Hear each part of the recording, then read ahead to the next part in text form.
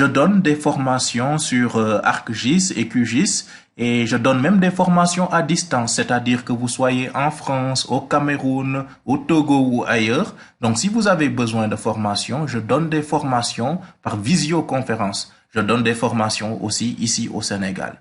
Donc, pour commencer aujourd'hui, j'aimerais vous montrer comment faire le géoréférencement. Donc, avant de commencer, je vous invite à liker la vidéo avec un pouce bleu, cela m'aidera beaucoup. Donc, commençons tout d'abord avec le géoréférencement. Qu'est-ce que c'est que le géoréférencement? Eh bien, nous allons prendre, selon Wikipédia, Wikipédia essaye d'expliquer ça un peu simplement, de manière terre à terre. On dit que le géoréférencement est le processus dans lequel on applique à une entité cartographique un emplacement spatial, et notez bien, en lui donnant des coordonnées géographiques et en appliquant une transformation. Autrement dit, on a une image du Sénégal et sur cette image-là, on va insérer des coordonnées géographiques pour que cette image-là aille se placer au Sénégal. Vous avez par exemple une image du Cameroun, vous voulez que cette image-là aille se placer au Cameroun, donc vous allez mettre des coordonnées géographiques sur cette image-là et cette image-là ira se placer au Cameroun. C'est génial, n'est-ce pas? Donc, j'essaie d'expliquer ça comme ça, terre à terre, pour que les nouveaux puissent comprendre. Donc, je vais vous montrer comment le faire avec le logiciel ArcGIS et avec Google Earth. Donc, sans plus tarder, on va faire une capture d'écran. Donc, on a l'outil de capture, on clique sur Nouveau et on va capturer l'image pour vous montrer carrément que c'est une image. Là, vous avez l'image du Sénégal et on enregistre l'image dans un dossier qu'on a choisi. Moi, je vais enregistrer ça au niveau de bureau, dans un dossier SIC, le dossier image. Donc, je l'appelle Sénégal IM. Voilà, Sénégal IM pour dire Sénégal image. Et donc, ça, on n'a plus besoin de ça. Donc, maintenant, on va aller sur ArcMap. Donc, vous savez comment ajouter des images. Donc, ajouter des données, on clique là-dessus. Ajouter les données, donc on va aller au niveau de notre dossier. Donc, si vous n'arrivez pas à voir votre dossier pour les nouveaux toujours, je vous invite à connecter votre dossier à ArcMap en cliquant sur ce bouton, sur ce lien.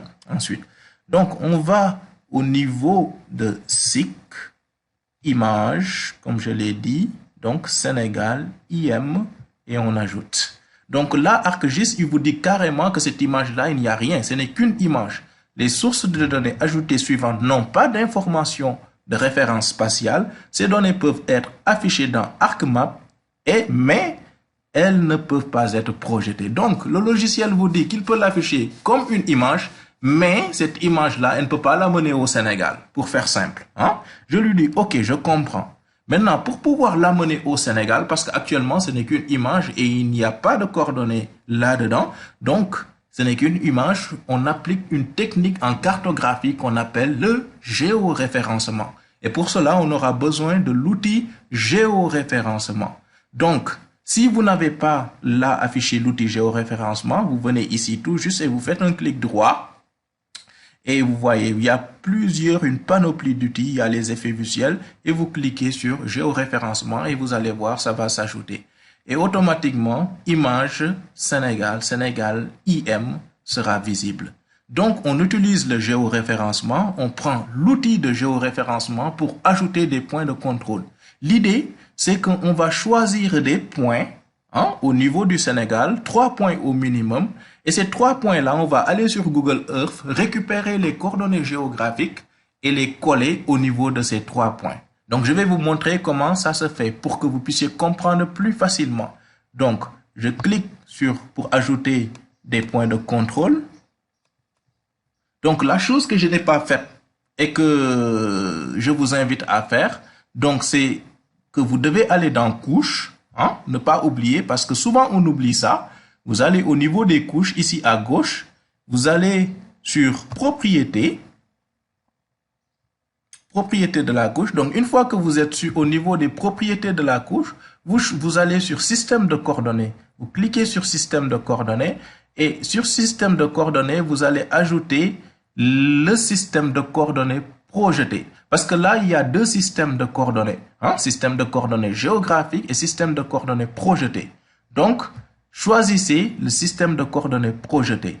Et si vous êtes au Sénégal, le système de coordonnées projeté au Sénégal, c'est le WGS 84 UTM zone 28 Nord. Donc ça, c'est à retenir. Si vous étiez au Cameroun ou au Togo, ils ont leur propre système de coordonnées projeté. En France aussi, ils ont leur propre système de coordonnées projeté. Donc, puisqu'on est au Sénégal, on va cliquer sur système de coordonnées projeté UTM.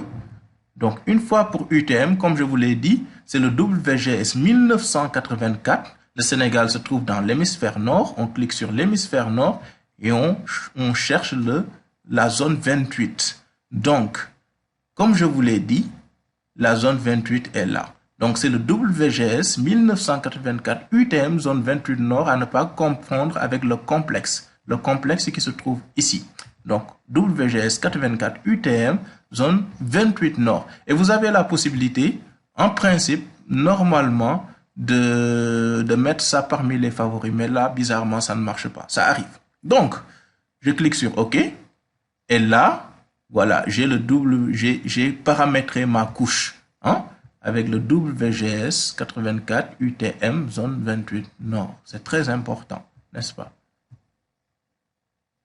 Donc, on va faire le géoréférencement. Donc, je clique sur l'outil de géoréférencement pour ajouter des points de contrôle. Donc, je prends un point quelconque, un point que je pourrais facilement identifier, comme par exemple au niveau de Dakar, et je fais un clic droit.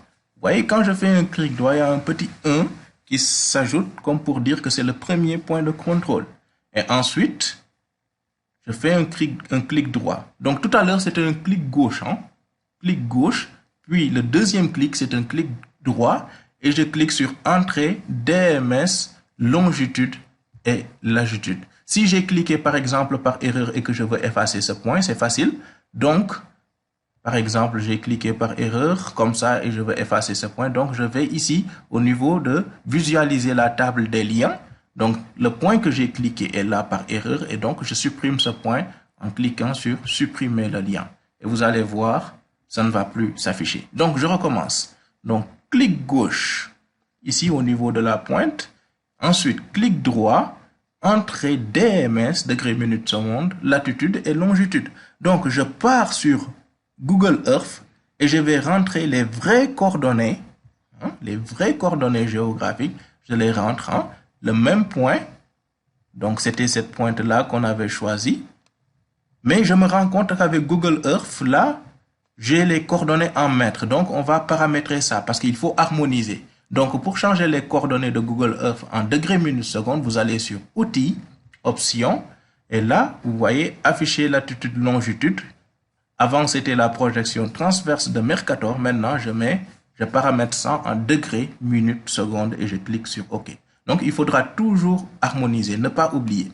Donc, vous voyez, avec Google Earth, les coordonnées sont là, latitude et longitude. Quand je me déplace, voilà, ça change. Et je dis que c'est cette pointe-là.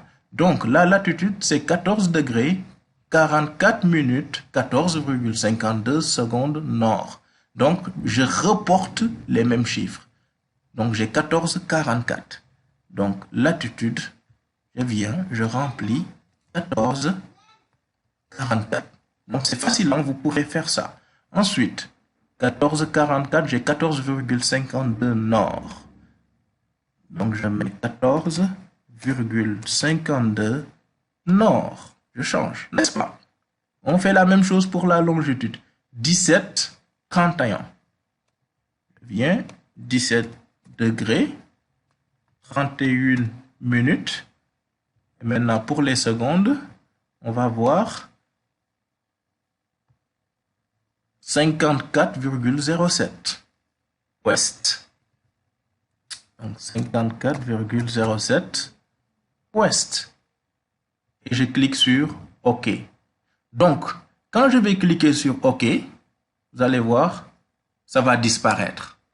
Pourquoi ça a disparu? C'est parce que en fait, j'ai oublié de décocher l'ajustement automatique. Donc, il faut décocher l'ajustement automatique. Sinon, automatiquement, ça va partir. Ça va commencer à rejoindre le Sénégal. Voilà. Donc, je vais décocher l'ajustement automatique. Et donc, pour retrouver la couche, je fais un clic droit sur Sénégal IM et je fais un zoom sur la couche. Voilà. Donc, une fois que j'ai décoché, ça ne pourra plus repartir. Maintenant, je choisis un autre point. Je choisis de préférence les extrémités.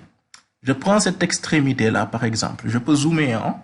Je peux toujours zoomer pour être beaucoup plus précis. C'est ce qui est même recommandé, mais pour les besoins de l'exercice. Donc, je vous fais ça comme ça. Mais ce qui est recommandé, c'est, voilà, de zoomer pour être beaucoup plus précis. Ensuite, je prends la punaise qui est là et je la déplace vers le même point que j'ai choisi. Et je prends ces mêmes coordonnées, donc approximativement c'est là, je prends ces mêmes coordonnées et je les rentre. 12, 24, latitude. Donc, 12, 24. Nord, hein? Ensuite, j'ai 12, 24, 14,22. Donc, 14,22 nord. Très bien. Ensuite, pour la longitude, 11, 22. Longitude, j'ai 11, j'ai 22 minutes. Ensuite, 20,34. Je mets 20,34 ouest. Et on clique sur OK. Et cette fois-ci, ça ne va plus disparaître. Hein? Donc, vous voyez. Ensuite, je prends un autre point. Hein? Un autre point qui, voilà, qui est intéressant, que je vais pas, que je saurais reconnaître et que je vais pas confondre. À supposer que je prenne cette pointe-là. Ce serait intéressant, n'est-ce pas? Voilà, je choisis ce point-là. Tac, un clic, ensuite un clic droit. Entrée DMS. Et je fais la même chose. Je vais ici. Donc, ce que je vais faire, je vais un peu dézoomer. Voilà, et je choisis un peu la pointe. Donc, c'est cette pointe-là que j'avais choisie. Voilà. Donc, je rentre les mêmes coordonnées géographiques. Latitude 16, 16, 10. Donc, c'est un peu fatigant, mais voilà, le résultat sera magnifique. Donc, j'ai mis 16, 10, 20,98. Je change 20,98 nord, c'est bon. Ensuite, 13, 42. Donc, je mets 13, 42. Et enfin, j'ai 30,67 ouest. 30,67 ouest. Et je mets OK. Donc, une fois que c'est fait, j'ai mes 3 points de contrôle. Donc, je vais sur géoréférencement. Je peux cliquer soit sur ajustement automatique ou mettre à jour le géoréférencement. Les deux sont bons. Mettre à jour le géoréférencement. Donc, le géoréférencement est à jour. Et comme vous le voyez, ça a beaucoup zoomé. Hein, ça a vraiment beaucoup zoomé. Donc, comme je vous l'ai dit, à chaque fois, on va sur l'image, on fait un clic droit, on fait un zoom sur la couche. Et vous voyez, l'image est un peu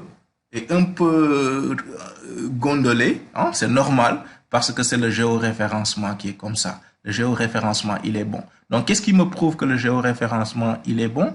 Par exemple, si je prends une carte du Sénégal, une couche du Sénégal, par exemple, si je prends une couche du Sénégal, n'importe laquelle, données Sénégal, par exemple, Sénégal, voilà, et vous voyez que ça va se placer automatiquement au Sénégal. Donc ça, c'est une couche qui est déjà géoréférencée, qui a toutes les coordonnées projetées et tout. Donc voilà, cela me prouve que le géoréférencement est bon. Par exemple, voilà, si je prends cette mesure-là et que j'essaye de mesurer, vous allez voir le kilométrage est très bien. Donc, vous voyez, donc je prends la mesure, j'essaye de mesurer. Et donc, si je veux mesurer, par exemple, Dakar-Saint-Louis, hein, approximativement, Dakar-Saint-Louis, jusqu'ici, voilà, là, c'est, bon, je change les unités, vous allez voir, je fais distance, je mets kilomètres, voilà, c'est 191 km. Donc, à peu près approximativement. Donc ça, je ne pouvais pas le faire hein, lorsque c'était une image tout simplement, parce qu'il n'y avait pas de données. Mais ce que j'ai fait, c'est que je suis allé sur Google et j'ai dit que ce point-là, ça correspond à ces coordonnées et j'ai rentré les coordonnées. C'est cette technique-là très importante en cartographie qu'on appelle le géoréférencement qui est la base de la base.